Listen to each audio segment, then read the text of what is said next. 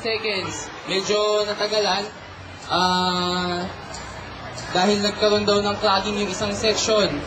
Pero later on, discuss ko yung time nila sa earthquake drill. Okay, observation lang yung mga bata dito na bumaba.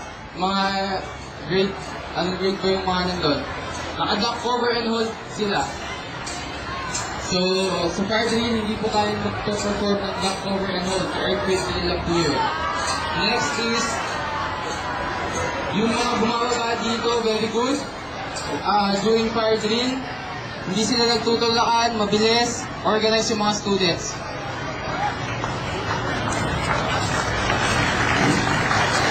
Yung evacuation area natin, kayang i-handle yung mga students.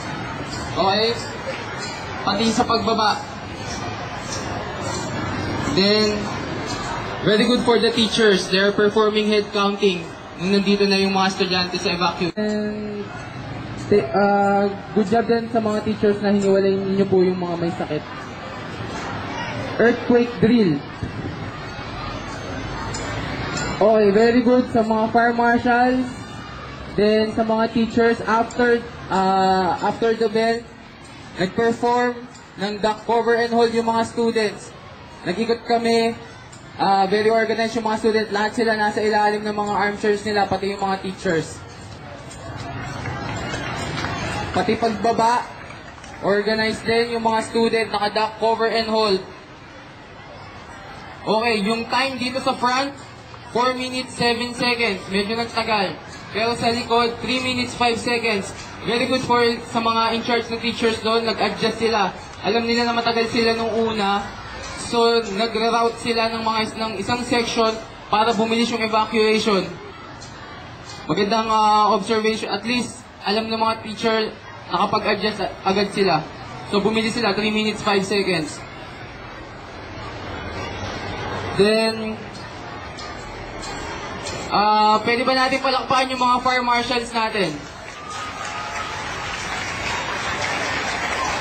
Nakikinig yung mga fire marshal during our lecture.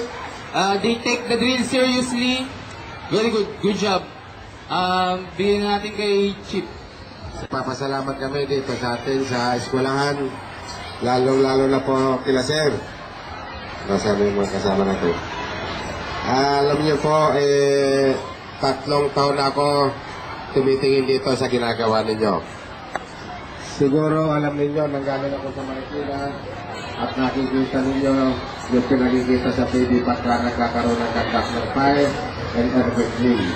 Ang barangay Santa Ana. Yun po ay ginigrade namin ng 98. Siguro kung ikukumpara ko dito sa inyo, kayo nasa 97. Ang siguro para mapantay natin yung barangay Santa Ana ng Marikina, kaunti lang ang diferensya. Ang medyo lamang lang sila yung paglabas nila na hindi sila mahingay. Talagang 90% nilalagay nila sa puso nila kung paano at kung mayroong problema dito sa atin.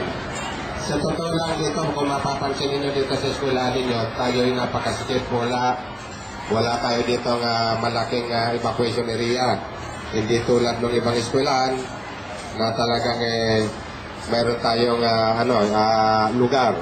Kaya kung in case na wag naman sana mangyari, magkaroon tayo ng problema, itong area lang talagang ito ang pwede natin pakikinabangan. Yung sinasabi kanina ng estudyante, o hindi ko alam kung teacher yun, na bawal nga rin dito sa mayroong kahoy. Totoo po yun. Pero bihira po bumagsak ang kahoy pagdating sa lindol. Ang building po ang bumabagsak. Wala po akong nakita ng kahoy na bumagsak. Ang problema lang po natin, talagang hindi natin maiwasan sa sobrang daming estudyante dito. Talagang wala tayong mapupuntahan in case na magkakaroon ng problema. Dito lang sa area nito at hindi tayo pwede dito sa lugar nito.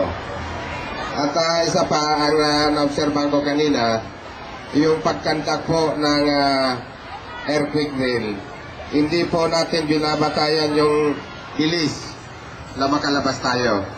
Pwede po tayo magdaan-daan lang para makaiwas po sa disgrasya. Tulad kanina, nung last year meron akong nakitang na aksidente. Kanina naman po meron dito. Iwasan po natin na magtulakan kasi po ang earthquake drill hindi naman yun ang pinagbabasehan natin yung bilis na paglabas. Yung daan-daan lang po at saka yun sa tama kung paano ang gagawin.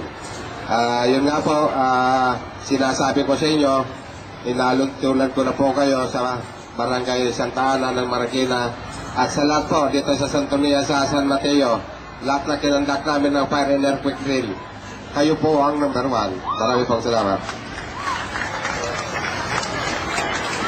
Ayan, galing nga. So, isa pong masigado palakpakan para sa atin sa positive response natin at positive observation nila. So, tinatawagan ko si Madam, Mrs. Sigeo para si Miss Tamata para mabigay ng kanyang observation.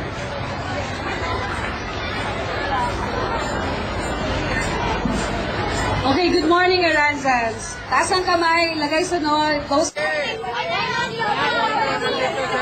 Paringin nyo, pag nakuha ninyo, may 1,000 kayo. Ikaw na bahala sa kasunod. Lagay mo natin, pag naparingin nyo, meron na kayong... Teka, yung mga kasama makituro. May bandit, hoy, wag na. Yan, dalawa ko yun, pwede. Lalagyan mo, okay, yan. Pinatatawa ko rin, ha? Itong fire extinguisher, ginagamit ito sa napakalit na apoy lang. Pagka malaki na apoy, hindi na pwede ito. Sino may gamit ito sa bahay ninyo? Sa bahay ninyo, wala ba kayo mga fire extinguisher?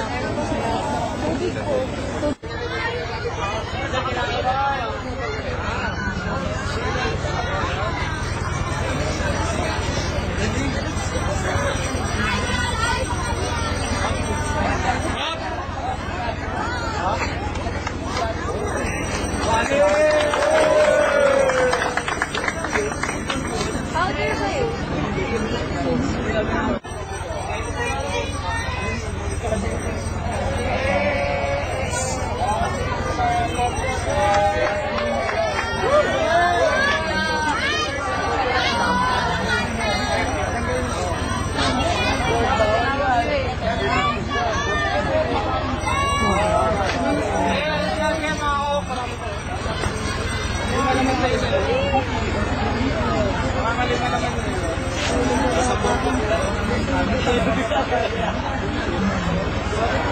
Sa